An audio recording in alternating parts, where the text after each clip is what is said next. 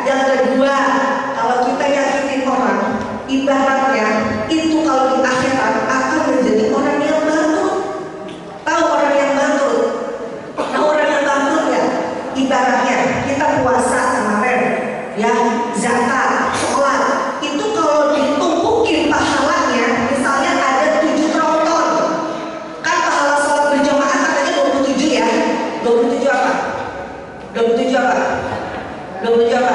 Derajat. Kalau sholat di Masjidil Haram tadi pahalanya berapa tuh?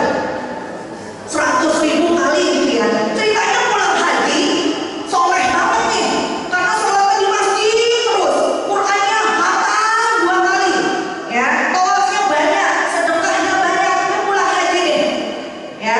Terus pulang haji, dia nggak sadar yang namanya haji itu mabrurnya adalah sampai mati, bukan ketika pulang haji doang atau sampai 40 hari. Yang namanya haji mabrur, haji diterima itu sampai mati, sampai dibawa nanti ke yaumil akhir. Nah, ceritanya amalnya banyak nih, dia bawa tuh pahala 7 tronton tuh, ya, ceritanya. Nah, 7 tronton mau ke surga, ceritanya lewat Cilandak, Cipete, Pondok Labu, Pasar Minggu, ceritanya. Ini kan lagi cerita. Itu pahala dia bawa tuh 7 tronton.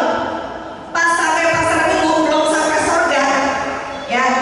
Ini Haji Ahmad datang ke Haji Karim yang baru pulang haji. Lu mau kemana? Mau ke surga. Tapi lu 7 tronton pahala lu sebanyak begitu, gua kagak terima.